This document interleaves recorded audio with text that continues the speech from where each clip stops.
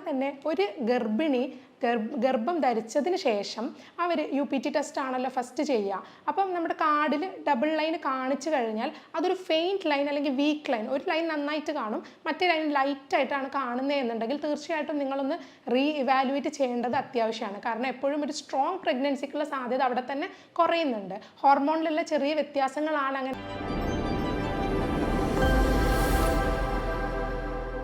നമസ്കാരം. കുറേ പേര് കുട്ടികളില്ലാതെ വിഷമിക്കുന്നവരുണ്ട്. അവരൊക്കെ നമ്മളടുത്ത് വരുന്ന സമയത്ത് നമ്മൾ മരുന്നുകൾ കൊടുക്കും, ഗർഭിണിയാവുന്നു. അത് വളരെ സന്തോഷം ഉണ്ടാക്കുന്നൊരു കാര്യമാണ്. രോഗിയെ പോലെ തന്നെ ഡോക്ടർക്കും നല്ല സന്തോഷമുള്ളൊരു സംഭവമാണ് ഒരു പേഷ്യൻറ്റ് നമ്മളടുത്ത് ഒരു പോസിറ്റീവ് ടെസ്റ്റ് കിറ്റായിട്ട് വരിക എന്നുള്ളത്. ആ സമയങ്ങളിൽ തന്നെ ഇതിൽ നമുക്ക് ആദ്യത്തെ 3 മാസം കുറച്ച് കൂടുതൽ ശ്രദ്ധിക്കേണ്ടതുണ്ട്. കാരണം റെക്കറൻറ്റ് അബോർഷൻ ഹിസ്റ്ററി ഉള്ളവരുണ്ടാവാം. ഇതിൽ പല പേഷ്യൻസിനും ഗർഭിണി ആവുന്നതല്ലായിരുന്നു പ്രയാസം, പക്ഷേ ഗർഭിണി ആയിക്കഴിഞ്ഞാൽ മരുന്നുകൾ ഒന്നും കൂടാതെ ആ ഗർഭം മുന്നോട്ട് പോകാൻ വളരെ പ്രയാസമുള്ളവരുണ്ട്. ഇതിൽ തന്നെ 4ഉം 5ഉം തവണ റെക്കറൻ്റ് ആയിട്ട് അബോർഷൻ ആയവരുണ്ടാവും. അത് എന്ത് കാരണം കൊണ്ടാണ് പലപ്പോഴും രോഗികൾക്ക് മനസ്സിലാവില്ല. ഓരോ ഡോക്ടേഴ്സിനെ കാണിക്കുമ്പോഴും ഓരോരുത്തരും ഓരോ കാരണങ്ങൾ പറയുന്നു എന്നല്ലാതെ ഇവരെടുക്കുന്ന എഫേർട്ടും ഇവർ ഈ കുഞ്ഞിനെ ചികിത്സിക്കാനും ഈ ഒരു ഫീറ്റസിൻ്റെ വളർച്ചയ്ക്ക് വേണ്ടിയിട്ട് ഇവർ പോകാത്ത ഹോസ്പിറ്റലുകൾ ഉണ്ടാവില്ല. അപ്പോഴൊക്കെ അവിടുന്ന് ഹാർട്ട് ബീറ്റ് കുറവാണ്, അല്ലെങ്കിൽ വീക്കാണ്, മിടിപ്പ് കേൾക്കുന്നില്ല എന്നൊക്കെ പറഞ്ഞ് ഇവരെ മടക്കി അയക്കുന്നു. 2 ആഴ്ച കഴിഞ്ഞ് വീണ്ടും സ്കാൻ എടുത്ത് നോക്കൂ. അതുവരെ പ്രൊജസ്ട്രോണിൻ്റെ മെഡിസിൻസും പല മെഡിസിൻസും ഇവർക്ക് കൊടുക്കുന്നു, ഫോളിക് ആസിഡ് കൊടുക്കുന്നു, അയൺ കൊടുക്കുന്നു. അപ്പോൾ എന്തുകൊണ്ടാണ് ഇങ്ങനെ അടിക്കടി അബോർഷൻ വരുന്നത് എന്നുള്ളതാണ് ഈ വീഡിയോയിലൂടെ ചർച്ച ചെയ്യാൻ പോകുന്നത്. ഞാൻ ഡോക്ടർ ജോബിത അപ്ഷൻ, ഡോക്ടർ ബാസൽ സോമ്യ ഹോസ്പിറ്റൽ, പാണ്ടിക്കാട്, മലപ്പുറം ജില്ല. ആദ്യം തന്നെ ഒരു ഗർഭിണി ഗർഭം ധരിച്ചതിന് ശേഷം അവർ UPT ടെസ്റ്റ് ആണല്ലോ ഫസ്റ്റ് ചെയ്യുക. അപ്പം നമ്മുടെ കാർഡിൽ ഡബിൾ ലൈൻ കാണിച്ചു കഴിഞ്ഞാൽ അതൊരു ഫെയിൻറ്റ് ലൈൻ അല്ലെങ്കിൽ വീക്ക് ലൈൻ, ഒരു ലൈൻ നന്നായിട്ട് കാണും, മറ്റേ ലൈൻ ലൈറ്റായിട്ടാണ് കാണുന്നത് എന്നുണ്ടെങ്കിൽ തീർച്ചയായിട്ടും നിങ്ങളൊന്ന് ഇവാലുവേറ്റ് ചെയ്യേണ്ടത് അത്യാവശ്യമാണ്. കാരണം എപ്പോഴും ഒരു സ്ട്രോങ് പ്രഗ്നൻസിക്കുള്ള സാധ്യത അവിടെ തന്നെ കുറയുന്നുണ്ട്. ഹോർമോണിലുള്ള ചെറിയ വ്യത്യാസങ്ങളാണ് അങ്ങനെ ഒരു ട്രേസ് അല്ലെങ്കിൽ ഫെയിൻറ്റ് ലൈൻ കാണിക്കുന്നത്.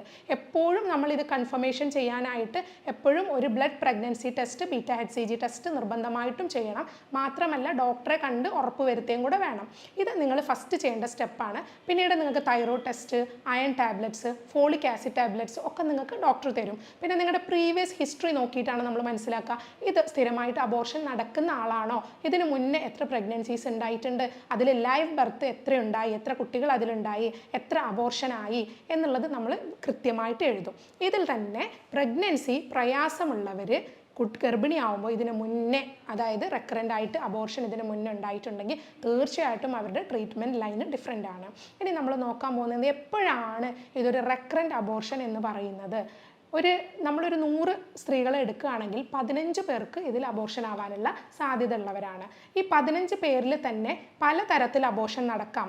ഭൂരിഭാഗം കേസുകളും 20 ആഴ്ചയുടെ ഉള്ളിൽ നടക്കുന്നതിനെ തന്നെയാണ് നമ്മൾ അബോർഷൻ എന്ന് പറയുന്നത്. അപ്പോൾ ഹാബിച്വൽ അബോർഷൻ എന്ന് പറയുന്നത് ഒരു 3 അബോർഷൻ കൺസിക്യൂട്ടീവായിട്ട് 3 തവണ ഗർഭം അലസി പോവുകയും അത് 20 ആഴ്ചയുടെ ഉള്ളിലാവുകയും ചെയ്യുകയാണെങ്കിൽ അതൊരു ഹാബിച്വൽ അബോർഷൻ ആണ്. ഇവിടെ വരുന്ന ഒട്ടുമിക്ക കേസുകളും ഹാബിച്വൽ അബോർഷൻ കേസുകൾ തന്നെയാണ്. അപ്പോൾ ഇവർ വന്നു കഴിയുമ്പോൾ നമ്മൾ ഫസ്റ്റ് എന്തുകൊണ്ടാണ് ഡോക്ടർ എനിക്ക് അബോർഷൻ ആയത്, ഞാൻ നല്ല രീതിയിൽ റെസ്റ്റ് എടുത്തിരുന്നു, ഞാൻ ഗർഭിണിയാണെന്ന് അറിഞ്ഞ മുതൽ നല്ല ഭക്ഷണം മാത്രമേ കഴിച്ചിട്ടുള്ളൂ, യാത്രകൾക്കൊന്നും പോയിട്ടില്ല, ബൈക്കിൽ കയറുകയോ അല്ലെങ്കിൽ സാഹസികമായിട്ട് ഒന്നും ഞാൻ ചെയ്തിട്ടില്ല, എന്നിട്ടും എനിക്ക് ബ്ലീഡിങ് ആയി പോയി. എങ്ങനെയാണ് അബോർഷൻ തിരിച്ചറിയുന്നത്? കൂടുതൽ പേരിലും ബ്ലീഡിങ് ആയിട്ട് സ്പോട്ടിംഗ് ബ്ലീഡിങ് കാണും. ചിലരിലൊക്കെ സ്പോട്ടിംഗ് ബ്ലീഡിങ് വളരെ നോർമലാണ്, അത് ഇംപ്ലാന്റേഷൻ ബ്ലീഡിങ് എന്നാണ് പറയുക. ചിലരിൽ അത് നോർമൽ ആവില്ല, അത് മറ്റെന്തെങ്കിലും ബുദ്ധിമുട്ടുകളുടെ ലക്ഷണമായിരിക്കും. അതുപോലെ തന്നെ അമിതമായിട്ട് അടിവയറ് വേദന വരിക, ഈ സ്പോട്ടായിട്ട് ബ്ലീഡിങ് വരിക, പനി വരിക, ഇതൊക്കെ ഇതിനൊരു കാരണമാണ്. ഇനി നമ്മൾ നോക്കേണ്ടത് ആർക്കൊക്കെയാണ് റെക്കറൻ്റ് ആയിട്ട് അബോർഷൻ വരിക എന്നുള്ളതാണ്. ഇതിൽ ഒന്ന് അനാറ്റമിക്കൽ ഫാക്ടർ. ആദ്യം നമ്മൾ നോക്കേണ്ട അനാറ്റമിയാണ്. അനാറ്റമി എന്ന് പറയുമ്പോൾ യൂട്രസിന് എന്തെങ്കിലും സ്ട്രക്ചറൽ അബ്നോർമാലിറ്റി അതിലുണ്ടാവും. അതായത് ഇപ്പോൾ uterus heart shaped uterus, bicornuate uterus, septate uterus എന്നൊക്കെ കേട്ടിട്ടുണ്ടാവും. അപ്പോൾ സെപ്റ്റം എന്നൊക്കെ പറയുമ്പോൾ യൂട്രസിനകത്ത് തന്നെ ഒരു സെപ്റ്റം വരിക, അല്ലെങ്കിൽ ഒരു ഡിഫറൻസിയേഷൻ വരിക, 2 സൈഡായിട്ട് യൂട്രസ് ഡിവൈഡായിട്ട് നിൽക്കുക. ഇത്തരം കേസുകളിലൊക്കെ ഒരു പക്ഷേ പ്രഗ്നൻസി ഇമ്മീഡിയറ്റ്ലി അലസി പോവാം, അല്ലെങ്കിൽ കുറച്ച് വളർന്നതിന് ശേഷം. ചില കേസുകളിലൊക്കെ ഇങ്ങനെ അനാറ്റമിക്കൽ അബ്നോർമാലിറ്റി കാരണമാണ് അബോർഷൻ എങ്കിൽ ചിലതൊക്കെ 20 വീക്സ് പാസ്റ്റ് പോയതിന് ശേഷം ഫീറ്റസ് ഡെത്തായി പോകുന്ന കേസുകൾ കണ്ടിട്ടുണ്ട്. ഇനി വേറൊരു റീസൺ എന്ന് പറയുന്നത് നമുക്ക് പിന്നെ എന്തെങ്കിലും ആൻറ്റിഫോസ്ഫോലിപ്പിഡ് ആൻറ്റിബോഡി, അതായത് ക്ലോട്ടിംഗ് ഫാക്ടർ, ബ്ലഡ് പെട്ടെന്ന് ക്ലോട്ടായി പോകുന്ന ഒരു കണ്ടീഷൻ, ഈ അവസ്ഥയിൽ അമ്മയുടെ പിന്നെ പ്ലാസൻറ്റയിൽ നിന്ന് ബ്ലഡും അങ്ങോട്ടും ഇങ്ങോട്ടും സർക്കുലേഷൻ നടക്കില്ല, ക്ലോട്ടിങ് പെട്ടെന്ന് വരും. അത്തരം കേസുകളിലും അബോഷനായിട്ട് പോവാറുണ്ട്. അപ്പോൾ ഈ ക്ലോട്ടിംഗ് ഫാക്ടേഴ്സ് അല്ലെങ്കിൽ ബ്ലഡ് ഫാക്ടേഴ്സ് നമ്മൾ നിർബന്ധമായിട്ടും നോക്കണം. ആൻറ്റിഫോസ്ഫോലിപ്പിഡ് ആൻറ്റിബോഡിയും നോക്കണം, അതുപോലെ തന്നെ ആൻറ്റി കാർഡിയോലിപ്പിൻ ആൻറ്റിബോഡി. ഇത്തരം സംഭവങ്ങൾ നമ്മളെ ബ്ലഡിൽ ഉണ്ടോ എന്നുള്ളത് നമ്മൾ നോക്കണം. അതിനനുസരിച്ചുള്ള ട്രീറ്റ്മെൻറ്റുകൾ എടുക്കുകയും വേണം. ഇനി ക്വാളിറ്റി കുറവ് ഒരു പ്രശ്നമാണ്. എപ്പോഴാണ് ക്വാളിറ്റി കുറവ് വരുന്നത്? അണ്ടത്തിന് ക്വാളിറ്റി കുറവ് ഉണ്ടാവാം അല്ലേ? 30 വയസ്സൊക്കെ കഴിഞ്ഞ് കഴിഞ്ഞാൽ 20% സാധ്യത തന്നെ ഉണ്ട് അബോർഷനായി പോവാൻ. 35 കഴിഞ്ഞാൽ അതിൻ്റെ ഇരട്ടിയാവുന്നുണ്ട്, 40 കഴിഞ്ഞാൽ അതിൻ്റെയും ഇരട്ടിയായിട്ടാണ് വരുന്നത്. അപ്പോൾ ഓരോ ലേഡീനെ സംബന്ധിച്ച് ഏജ് കൂടുന്നതിനനുസരിച്ച് അബോർഷനുള്ള സാധ്യത കൂടുതലാണ്. അപ്പോൾ അണ്ടത്തിൻ്റെ ക്വാളിറ്റി ഓരോ വർഷം കഴിയും തോറും അല്ലെങ്കിൽ ഓരോ ദിവസം, അപ്പോൾ ഓരോ മാസം കഴിയും തോറും അണ്ടങ്ങളുടെ ക്വാളിറ്റി സ്ത്രീകളിൽ കുറഞ്ഞുകൊണ്ടേ ഇരിക്കുകയാണ്. അതുപോലെ തന്നെയാണ് പുരുഷന്മാരുടെ കേസും അല്ലേ? പുരുഷന്മാരെ കൊണ്ട് അബോർഷൻ ഉണ്ടാവുമോ? ഉണ്ടാവില്ല എന്നായിരിക്കും പലരുടെയും ധാരണ. പക്ഷെ അങ്ങനെയല്ല. മെയിൽ ആൾക്കാരിലാണെങ്കിലും മെയിൽസിലാണെങ്കിലും ഈ ബീജത്തിൻ്റെ ക്വാളിറ്റി ഒരു ഇമ്പോർട്ടൻറ്റ് ഫാക്ടറാണ്. ബീജത്തിൻ്റെ ക്വാളിറ്റി കുറവുണ്ടെങ്കിൽ, അതിൽ ക്രോമോസോമൽ അബ്നോർമാലിറ്റി ഉണ്ടെങ്കിൽ, അല്ലെങ്കിൽ ഈ സ്പേമിൻ്റെ DNA ഡാമേജ് ഉണ്ടെങ്കിൽ, ഇത്തരം സ്പേം വഴിയൊക്കെ ഒരു സ്ത്രീ ഗർഭിണി ആയാൽ തീർച്ചയായിട്ടും അതിൽ 90% കേസുകളും ഗർഭം അലസിപ്പോവാൻ സാധ്യതയുണ്ട്. അപ്പോൾ ഒരു അബോർഷൻ എന്ന് പറയുമ്പോൾ നമ്മൾ സ്ത്രീയിലേക്ക് ഒതുക്കേണ്ട ആവശ്യമില്ല. മെയിൽ ഫാക്ടേഴ്സ് കൊണ്ട് അബോർഷൻ ഇഷ്ടം പോലെ നടക്കുന്നുണ്ട്. അപ്പോൾ അതും കൂടി കണക്കിലെടുക്കണം. ഇങ്ങനത്തെ കേസുകളിലാണ് എന്തെങ്കിലും സ്ട്രക്ചറൽ മോർഫോളജിക്കൽ അബ്നോർമാലിറ്റി സ്പേമിൽ കാണുന്ന കേസുകളാണെങ്കിൽ തീർച്ചയായിട്ടും ആ പുരുഷനും ട്രീറ്റ്മെൻറ്റിന് വിധേയനാവേണ്ടതാണ്. ട്രീറ്റ്മെൻറ്റിന് ശേഷം നിങ്ങളെ സ്പേം ക്വാളിറ്റിയും സ്പേമിൻ്റെ ഡാമേജസ് ഒക്കെ ക്ലിയർ ചെയ്തതിന് ശേഷം കൺസീവ് ആവുകയാണെങ്കിൽ ഇത്തരം പ്രശ്നങ്ങൾ പിന്നീട് വരില്ല. പിന്നെ ഒരു ഫാക്ടർ നോക്കുകയാണെങ്കിൽ ഇൻഫെക്ഷൻസ് ആണ്. ഇൻഫെക്ഷൻസ് പൊതുവേ എങ്ങനെയാണ് ഇൻഫെക്ഷൻസ് ഒരു പേഷ്യൻ്റ് വന്ന് പറയുക? PID പോലുള്ള uterine infections, intra uterine infections ഉണ്ടാവാം. അതിൽ തന്നെ വെള്ളപ്പൊക്ക് കൂടുതലായിട്ട് വരിക, വജൈനൽ ഏരിയയിൽ ഇച്ചിങ് വരിക, ഇതൊക്കെയാണ് പേഷ്യൻ്റ് പറയുന്ന ലക്ഷണങ്ങൾ. അപ്പോൾ നമ്മൾ കൃത്യമായിട്ട് അനലൈസ് ചെയ്യണം, അത് ഇൻഫെക്ഷസ് ഡിസീസ് ആണോ, ബാക്ടീരിയൽ വജൈനോസിസ് ഉണ്ടോ, ഇത്തരം കേസുകൾ നമ്മൾ റൂൾ ഔട്ട് ചെയ്യണം. അതുപോലെ തന്നെ STD, സെക്ഷലി ട്രാൻസ്മിറ്റഡ് ഡിസീസ് എന്തെങ്കിലും ഉണ്ടോ നോക്കണം. അതിലൊക്കെ അബോർഷനുള്ള സാധ്യത വളരെ കൂടുതലാണ്. അതുപോലെ കുറച്ച് എൻഡോക്രൈൻ ഫാക്ടേഴ്സ് ഉണ്ട്. എൻഡോക്രൈൻ ഫാക്ടേഴ്സ് എന്ന് പറഞ്ഞാൽ നമ്മുടെ ഹോർമോണൽ ലെവലിൽ വരുന്ന മാറ്റങ്ങൾ. അതിൽ ഇമ്പോർട്ടൻ്റ് ആണ് തൈറോയിഡ്. അപ്പോൾ തൈറോയിഡ്, ആൻറ്റി തൈറോയിഡ് ഇതൊക്കെ നമ്മൾ ടെസ്റ്റ് ചെയ്യേണ്ടതാണ്. ആൻറ്റിബോഡീസ് ഒക്കെ ടെസ്റ്റ് ചെയ്യണം. അതുപോലെ തന്നെ TSH നോക്കണം. പിന്നെ പ്രൊലാക്റ്റിൻ ഹോർമോൺ വളരെ ഇമ്പോർട്ടൻറ്റ് ഫാക്ടറാണ്. പ്രൊലാക്റ്റിൻ ഹോർമോൺ എന്ന് പറയുന്നത് നമുക്ക് ഓവുലേഷൻ്റെ സമയത്ത് യൂഷ്വലി ഇത് കൂടുതലായിട്ട് കാണുന്നത് പ്രഗ്നൻസിയിലും അതുപോലെ ബ്രസ്റ്റ് ഫീഡിങ് മദേഴ്സിലൊക്കെയാണ് പ്രൊലാക്റ്റിൻ. നമുക്കറിയാം ഈ ഹോർമോൺ ബ്രസ്റ്റ് മിൽക്ക് സപ്ലിമെൻറ്റേഷന് അല്ലെങ്കിൽ ഡെവലപ്മെൻറ്റിന് ഏറ്റവും ഇമ്പോർട്ടൻ്റ് ആയ ഹോർമോണാണ്. ഇത് നമ്മുടെ പിറ്റ്യൂട്ടറി ഗ്ലാൻഡിൽ നിന്നാണ് പ്രൊഡ്യൂസ് ആവുന്നത്.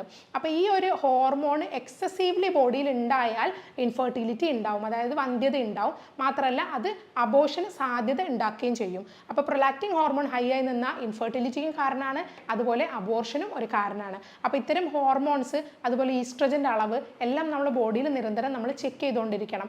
എന്തെങ്കിലും എൻഡോക്രൈൻ ഡിഫക്ട്സ് ഉണ്ടെന്നുണ്ടെങ്കിൽ തീർച്ചയായിട്ടും അത് കറക്റ്റ് ചെയ്തതിന് ശേഷം മാത്രം ഗർഭിണിയാവാൻ ശ്രമിക്കാം. പിന്നെ ത്രോംബോഫീലിയ പോലുള്ള ഡിസോർഡേഴ്സ് ഉണ്ടാവും, ബ്ലഡ് ഡിസോർഡേഴ്സ് ഉണ്ടാവും.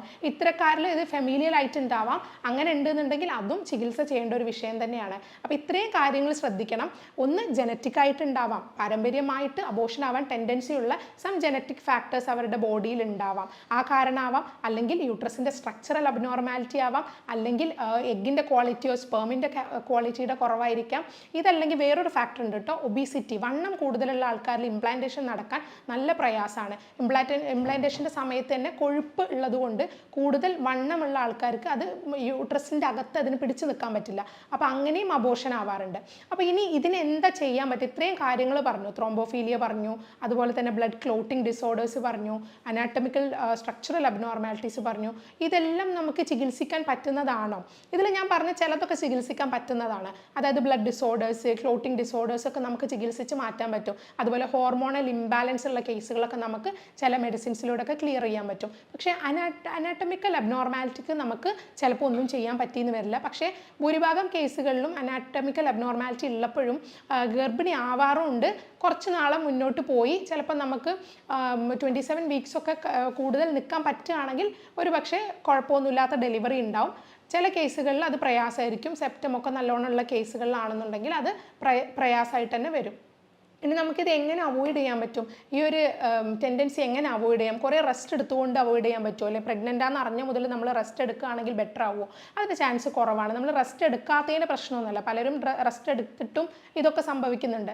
അപ്പോൾ ഇങ്ങനത്തെ കാരണങ്ങൾ നമ്മൾ ഇല്ലാതാക്കിയെങ്കിൽ മാത്രമേ ഇത് മാറുള്ളൂ. അപ്പോൾ കൃത്യമായിട്ട് നിങ്ങളൊരു ഡോക്ടറെ പോയി കണ്ട് അതിന് വേണ്ടുന്ന മെഡിസിൻസ് കഴിക്കുക. നിങ്ങളുടെ പ്രോബ്ലം എന്താണെന്ന് ഇതിന് കണ്ടുപിടിച്ചതിന് ശേഷം മെഡിസിൻസ് കഴിക്കുകയാണെങ്കിൽ തീർച്ചയായിട്ടും മാറ്റം ഉണ്ടാവും. നിങ്ങളുടെ പ്രഗ്നൻസി ഒരു കുഴപ്പമില്ലാതെ മുന്നോട്ട് പോവുകയും ചെയ്യും. ഇനി എന്തെങ്കിലും ഫുഡ് കഴിച്ചാൽ ഡോക്ടറെ ഇതിന് മാറ്റം ഉണ്ടാവുമോ ചോദിക്കാറുണ്ട്. അങ്ങനെ പ്രത്യേകിച്ച് ഫുഡ് നമ്മൾ കഴിച്ചാലൊന്നും അബോർഷൻ ഇല്ലാതാവില്ല.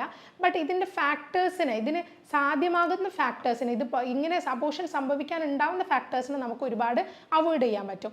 അതിൽ നമുക്ക് ഫുഡിൽ കുറച്ച് ശ്രദ്ധിക്കാനുണ്ട്. അതായത് കൂടുതൽ ഗ്രീൻ ലീഫി വെജിറ്റബിൾസ് കഴിക്കുക. ഇപ്പോൾ ഞാൻ പറഞ്ഞല്ലോ പ്രൊലാക്റ്റിൻ ഹോർമോൺ ഇൻഡയറക്റ്റ്ലി ഇതിനെ എഫക്റ്റ് ചെയ്യുന്നുണ്ടെന്ന്. അപ്പോൾ പ്രൊലാക്റ്റിൻ കൂടാതിരിക്കാനുള്ള ഫുഡ് നമുക്ക് കഴിക്കാം. അതിപ്പം ഗ്രീൻ ലീഫി വെജിറ്റബിൾസ് അതിലുണ്ട്, ബീൻസ് ഉണ്ട്, ചിക്കൻ ഉണ്ട്, പഴമുണ്ട്, അവക്കാഡോ ഉണ്ട്. അവക്കാഡോ ഒക്കെ മാക്സിമം കഴിക്കുക. അപ്പോൾ നമ്മൾ ഹൈ പ്രൊലാക്റ്റിൻ ലെവലൊക്കെ ഈ അവക്കാഡോ എന്നുള്ള നല്ല ഗുഡ് കണ്ടന്റ് ഫാറ്റ് ഉണ്ട് അതിൽ. അപ്പോൾ അതൊക്കെ ഈ അവക്കാഡോ കഴിക്കുന്നതിലൂടെ നമുക്ക് ഒരുപാട് ബെറ്റർ ആക്കാൻ പറ്റും. പ്രൊലാക്റ്റിൻ ഹോർമോണൽ ഇംബാലൻസ് ഒക്കെ ക്ലിയർ ചെയ്യാൻ പറ്റും. എപ്പോഴും ഒരു ബാലൻസ്ഡ് ഡയറ്റ് ഇത്തരക്കാർ മെയിൻറ്റെയിൻ ചെയ്യാൻ ശ്രദ്ധിക്കുക. പിന്നെ വേണ്ട ടെസ്റ്റുകളൊക്കെ ചെയ്യുക. നമ്മുടെ പ്രഗ്നൻസിയുടെ മുന്നേ അബോർഷൻ സാധ്യത ഉള്ള ആൾക്കാർ ഇത്തരം ടെസ്റ്റുകൾ, യൂട്രൈൻ ലൈനിങ് ഒക്കെ ക്ലിയർ ആണോ എന്നൊക്കെ ടെസ്റ്റ് ചെയ്യേണ്ടത് അത്യാവശ്യമാണ്. ചിലർക്ക് എൻഡോമെട്രിയോസിസ് ഉണ്ടാവാം, എൻഡോമെട്രൈറ്റിസ് ഉണ്ടാവാം, ഫൈബ്രോയിഡ്സ് ഉണ്ടാവാം, പോളിപ്സ് ഉണ്ടാവാം.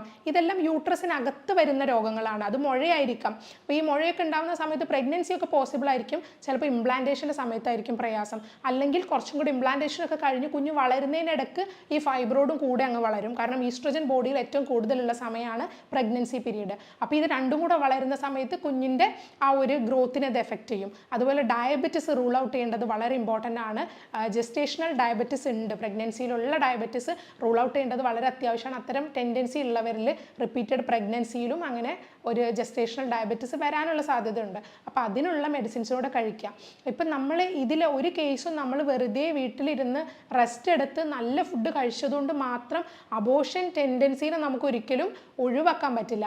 ഇത്തരം കാരണങ്ങളെ നമ്മൾ ട്രീറ്റ് ചെയ്യണമെങ്കിൽ നിർബന്ധമായിട്ടും നമ്മൾ അതിനനുസരിച്ചുള്ള ഒരു ട്രീറ്റ്മെൻറ്റ് പ്ലാൻ സെലക്ട് ചെയ്തേ പറ്റൂ.